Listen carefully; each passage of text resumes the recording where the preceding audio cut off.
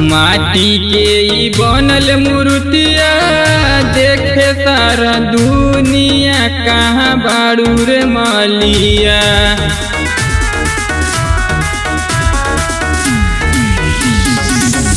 माटी के ई बनल मूर्तिया देखे सारा दुनिया, कहाँ बाड़ू रे मालिया। तले के औजनिया ढहुल फूलवा, कहाँ बाड़ू रे मालिया। तले के औजनिया ढहुल फूलवा, कहाँ बाड़ू रे मालिया।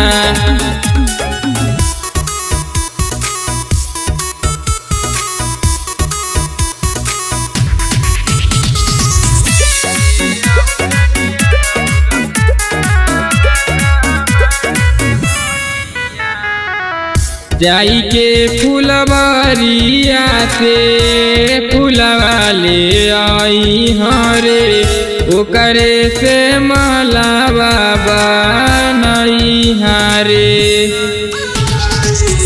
बुधना भूलई हर माली नहीं जता बचाई हारे, फुलवे से मंदिर सजाई हारे। लाई के बजरिया से लाल की चुनारिया चढ़ई रे मालिया। तले के औजनिया ढहुल फूलवा, कहाँ बाड़ू रे मालिया। तले के औजनिया ढहुल फूलवा, कहाँ बाड़ू रे मालिया।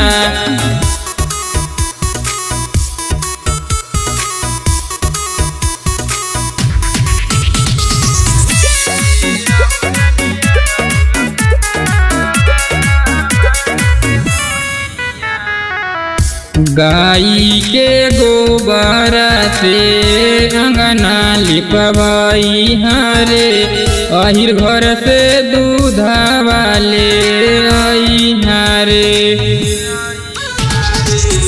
जोड़े जोड़े फलावा औरी जोड़े नरियलावा से, हलवा के भोगावा लागई हारे। राइटर शैलेश परवीन बिहारी के गीतिया गावई हर मालिया। तले के औजनिया ढहुल फूलवा, कहाँ बाड़ू रे मालिया।